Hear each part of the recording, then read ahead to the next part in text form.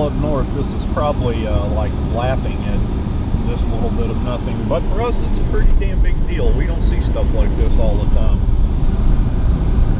The fact the city isn't crippled is amazing in itself.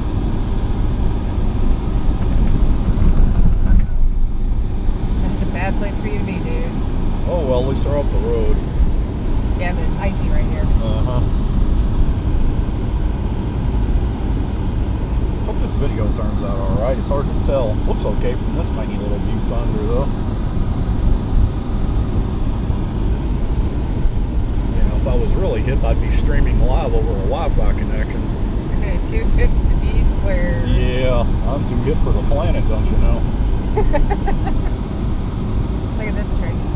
Yeah. The whole tree went down.